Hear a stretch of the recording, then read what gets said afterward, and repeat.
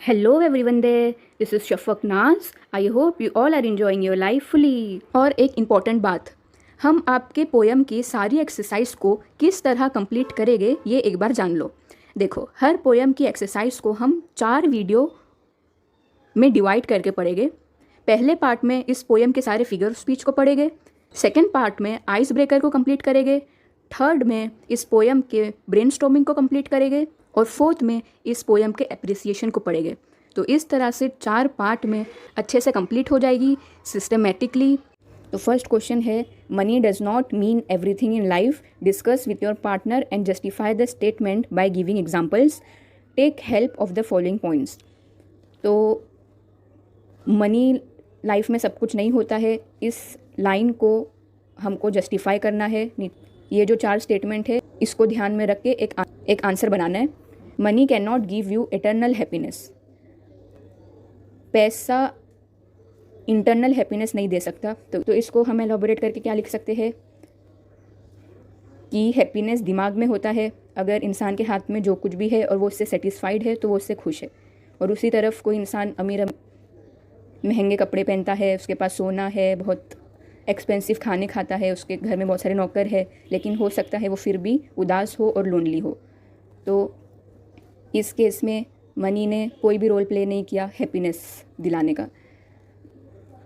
फिर next point है, art, music, literature can give you unending happiness. ये 3 चीज़ हमको बहुत सारी खुशी दे सकती है जो लोग म्यूज़िक, आर्ट को प्यार करते हैं।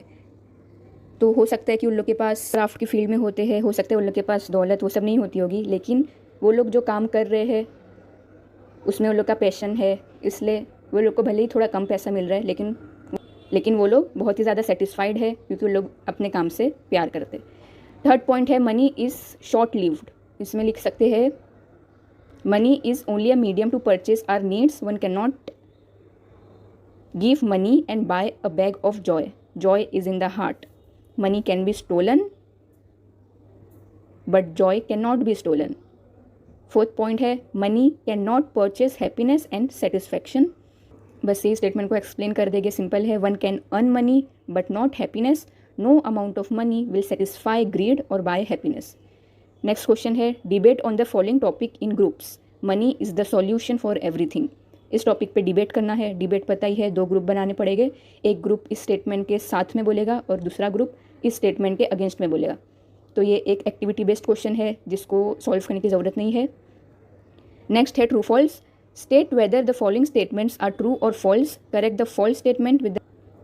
तो ट्रू फॉल्स है बेस्ड ऑन द पोयम के बेस पे अपने को ट्रू फॉल्स बताना है स्टेटमेंट का। तो पहला स्टेटमेंट है, the poet knew no joy till he was rich. इसका क्या है आंसर? फॉल्स है,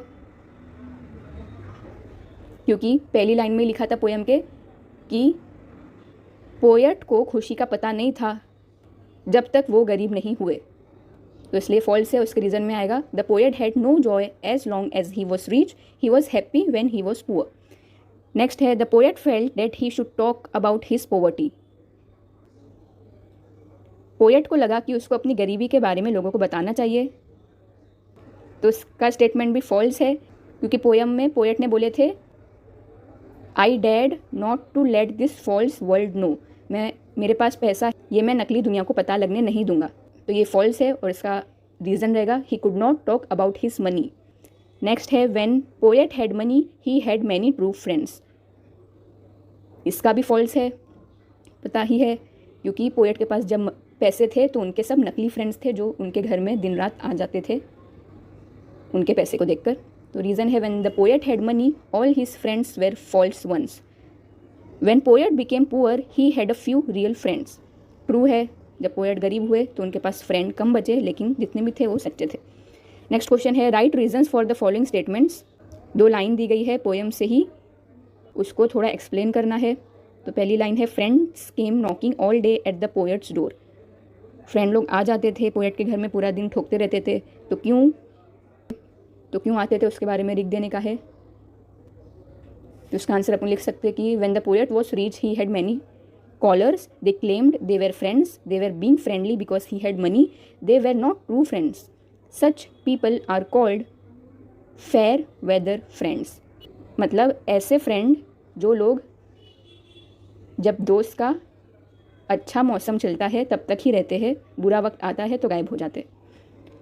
सेकेंड स्टेटमेंट है पुअर मैन्स वाइफ हम लाइक बीज। तो इसका आंसर लिख सकते हैं poor men have no worries, they do not have to safeguard their wealth from liars and cheats, they don't have false friends who actually love his money and not him. When a man is satisfied with what he has, he is happy. He is not chasing wealth or pretending. The wives are busy and do not have the time to wish for fancy things or gossips, so a happy man has a happy, busy wife. Next question है money makes the world go round. Explain it in the light of the poet's experience. तो screen पे दिया हुआ answer लिख सकते हो, simple language में लिखा हुआ है। Next question poor man need not go up so much as rich man should come down. Express your views regarding this statement. एक और स्टेटमेंट इधर पे दिया गया है कि गरीब लोग को उतना ऊपर नहीं जाना चाहिए, बल्कि अमीर लोग को अपने डिज़ायर्स और अपनी अनइम्पॉर्टेंट ज़रूरतें कम कर देनी चाहिए। तो इस स्टेटमेंट पे तुम लोग को अपना व्यू देना है। तो वही जो पोएम में मैंने एक्सप्लेन करी थी उस हिसाब से आंसर बना देंगे। तो स्क्रीन पे दिया हुआ आंसर तुम लोग लिख सकते हो। नेक्स्ट क्वेश्चन है find out meanings of the phrases given below and use them in your own sentence. 5 phrase दिए हुए हैं, मीनिंग बनाना है और उसको सेंटेंस में भी कन्वर्ट करके लिखना है। तो बी इन द मनी, इसका मीनिंग है to suddenly have a lot of money, अचानक से बहुत सारे पैसे आ जाना। इसको स्टेटमेंट में लिख सकते हैं कि it looks he is in the money by the way he is giving everyone costly gifts. जिस तरीके से वो दूसरों को महंगे महंगे गिफ्ट देता है ऐसा लगता है जैसे उसके पास बहुत सारे पैसे हैं। Wins a lot of money, इसका मतलब है get money in a lottery और get money through luck not work. इसको सेंटेंस में कन्वर्ट कर सकते हैं कि he bought a lottery ticket every week hoping to win lots of money. Next है फॉर माई मनी, इसका मीनिंग है in exchange for worth the amount. Sentence the old man asked is this all I am getting for my money. Money for old rope, money that is easily earn और money that is easily earn, ऐसा पैसा जो बहुत ही आराम से कमाया जा सकता है। उसको स्टेटमेंट में कन्वर्ट कर सकते हैं कि she got 2000 just for answering question in the interview. Money for old rope. Put one's money where one's mouth is, meaning है to take appropriate action to support what one has said. The municipal commissioner promised he would put the money where his mouth is and immediately release funds for the school facilities as promised. Next है complete the crossword with the help of the clues from the poem. Puzzle type है, इसको solve करना है। यहाँ पे clue दिए हुए हैं अक्रॉस में और डाउन साइड में भी। तो अक्रॉस में ये 4 क्लू दिए हैं, इसका कोई एक वर्ड हमको पोएम से निकाल के लिखना है। अक्रॉस यानी ऐसे वाले लाइन में आएगा और डाउन यानी ऐसे वाले में अपन उसको फिल करेंगे ऊपर से नीचे। तो पहला क्या है, तो 1 में 1 नंबर भी दिया गया है, तो 1 वाले में क्या है, अ ब्रास म्यूजिकल इंस्ट्रूमेंट। कौन सा इंस्ट्रूमेंट दिया था, कौन सा म्यूजिकल इंस्ट्रूमेंट पोएम में दिया गया है, ऑफ कोर्स एक ही ट्रम्पेट। तो इधर लिख देंगे ट्रम्पेट, अक्रॉस है तो हॉरिजॉन्टल वे में जाएगा। फिर 2 पे क्या है, अ लो स्टेडी कंटिन्यूस साउंड। इसके लिए कौन सा वर्ड यूज़ हुआ था, हम, तो इधर लिख देंगे HUM हम। फिर फॉल्स, तीसरे में डालना है फॉल्स के लिए कौन सा वर्ड यूज़ हुआ है, अनट्रू, लिख देंगे अनट्रू। से समथिंग के लिए स्पीक, तो अक्रॉस में इतने हैं, हो गए 4। अब आएंगे ऊपर से नीचे वाले में, डाउन वाले में। पहला है नॉट इमेजिनरी, तो रियल, उसका अपोजिट ज़रूरी नहीं है मीनिंग होगा, कुछ क्लू दिया है, अपोजिट वर्ड भी हो सकता है। क्योंकि आर था तो ऑफकोर्स रियल ही आएगा इधर पे। पॉन्डर के लिए थिंक वर्ड, स्टिंगिंग इंसेक्ट के लिए बीज, पता।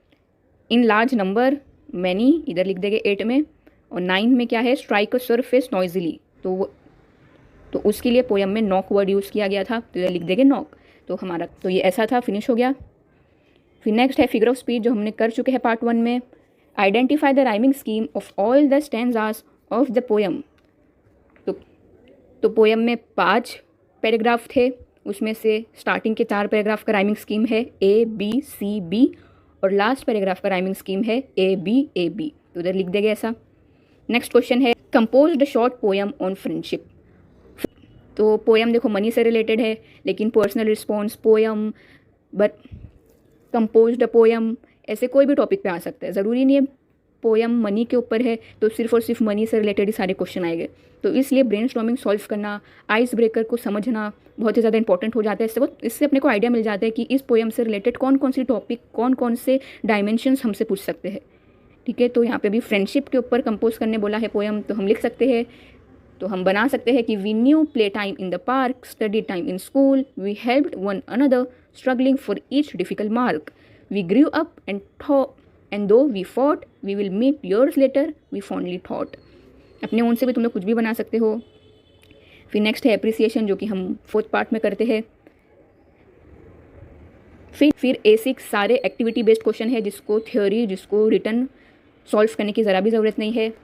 तो बस यहाँ पे हमारा हो जाता है ब्रेनस्टॉर्मिंग फिनिश। और इसी के साथ हमने इस पोएम का figure of speech, ice breaker और ब्रेनस्टॉर्मिंग को अच्छे से कंप्लीट कर लिए। अब नेक्स्ट पोएम में हम इसको पूरी तरह से कंप्लीट कर लेंगे एप्रिसिएशन को सॉल्व करने के बाद, और फिर हम पोएम नंबर 7 और पोएम नंबर 8 को भी इसी तरह कंप्लीट कर लेंगे। और फिर हमारा poem section A to Z complete हो जाएगा, इंक्लूडिंग एक्सप्लेनेशन। इससे पहले की सारी पोएम इसी तरह अच्छे से कंप्लीट हो चुकी है, तो जिसने नहीं देखा है वो देख सकते हैं। तो अब हम मिलेंगे नेक्स्ट वीडियो में। Good bye.